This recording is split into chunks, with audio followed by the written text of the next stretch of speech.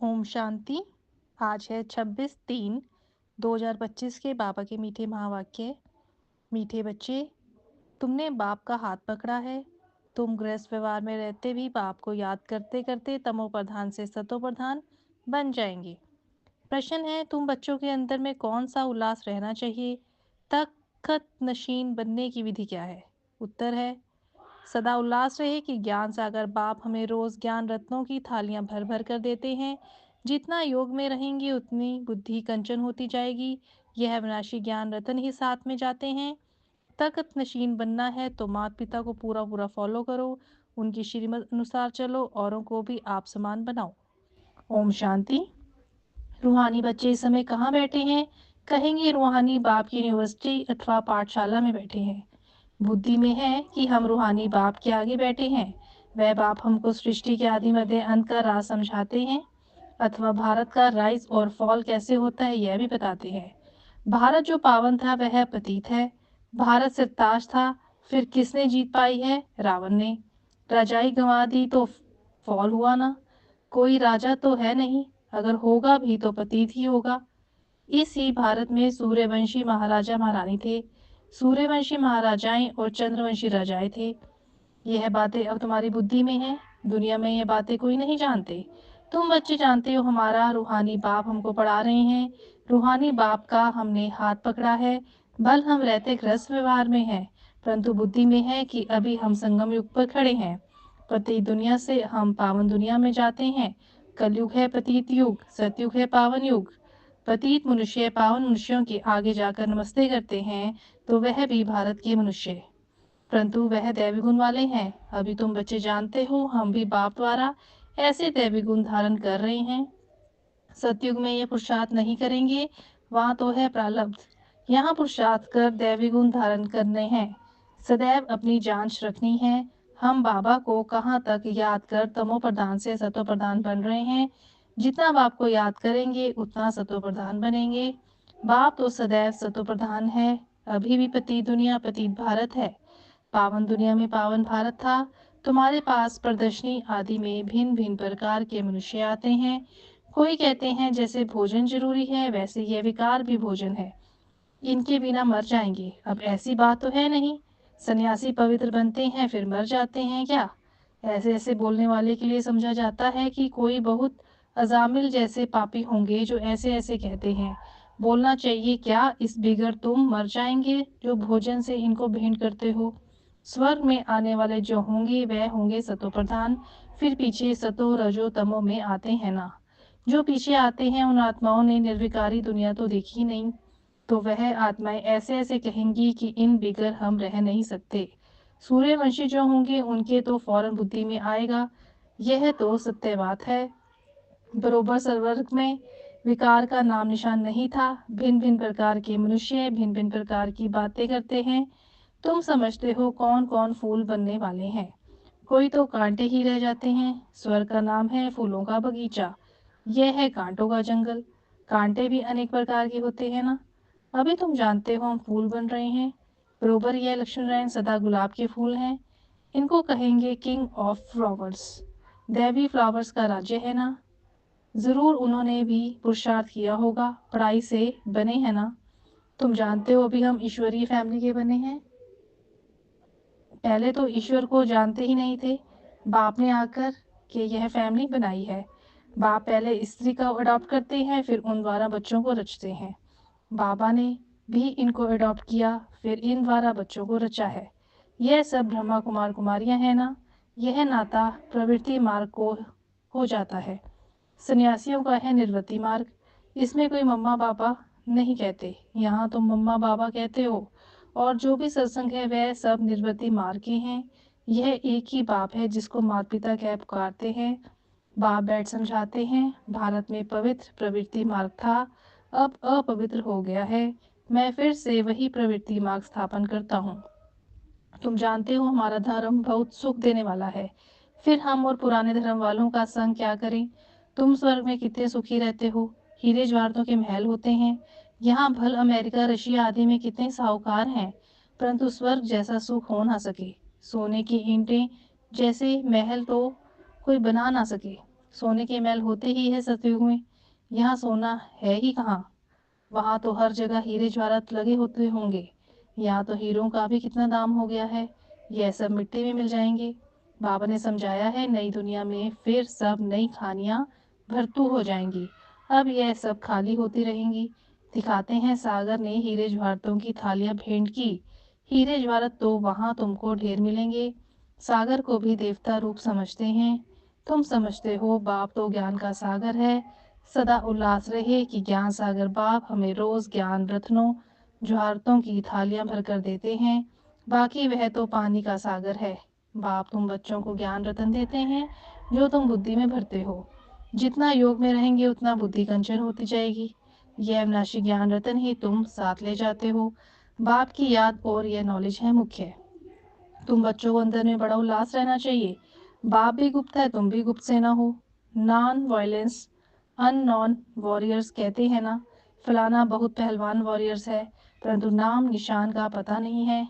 ऐसे तो हो नहीं सकता, गवर्नमेंट के पास एक एक का नाम निशान पूरा होता है। अननॉन वॉरियर्स नॉन वायलेंस ये तुम्हारा नाम है। सबसे पहली पहली हिंसा है यह विकार, जो ही आदि मध्य अंत दुख देते हैं। इसलिए तो कहते हैं, हे पतित पावन, हम पतितों को आकर पावन बनाओ। पावन दुनिया में एक भी पतित हो नहीं हो सकता, यह तुम बच्चे जानते हो। अभी ही हम भगवान के बच्चे बने हैं, बाप से वर्षा लेने, परंतु माया भी कम नहीं है। माया का एक थप्पड़ ऐसा लगता है जो एकदम गटर में गिरा देता है। विकार में जो गिरते हैं तो बुद्धि एकदम चट हो जाती है। बाप कितना समझाते हैं, आपस में देहधारी से कभी प्रीत नहीं रखो, तुमको प्रीत रखनी है एक बाप से। कोई भी देहधारी से प्यार नहीं रखना है, मोहब्बत नहीं रखनी है, मोहब्बत रखनी है इनसे जो देह रहित विचित्र बाप है। बाप कितना समझाते रहते हैं फिर भी समझते नहीं, तकदीर में नहीं है तो एक दो की देह में फंस पड़ते हैं। बाप कितना समझाते हैं, तुम भी रूप हो, आत्मा और परमात्मा का रूप तो एक ही है। आत्मा छोटी बड़ी नहीं होती, आत्मा अविनाशी है। हर एक का ड्रामा में पार्ट नूंदा हुआ है। अभी कितने ढेर मनुष्य हैं, फिर 9-10 लाख होंगे। सतयुग आदमी में कितना छोटा झाड़ होता है, प्रलय तो कभी होती नहीं। तुम जानते हो जो भी मनुष्य मात्र हैं, उन सब की आत्माएं मूल वतन में रहती हैं, उनका भी झाड़ है, बीज डाला जाता है, उनसे सारा झाड़ निकलता है ना। पहले पहले 2 पत्ते निकलते हैं, यह भी बेहद का झाड़ है। गोले पर समझाना कितना सहज है, विचार करो। अभी है कलयुग, सतयुग में एक ही धर्म था तो कितने थोड़े मनुष्य होंगे, अभी कितने मनुष्य कितने धर्म हैं। इतने सब जो पहले नहीं थे वह फिर कहाँ जाएंगे, सभी आत्माएं परम धाम में चली जाती हैं। तुम्हारी बुद्धि में सारा ज्ञान है, जैसे बाप ज्ञान का सागर है वैसे तुमको भी बनाते हैं।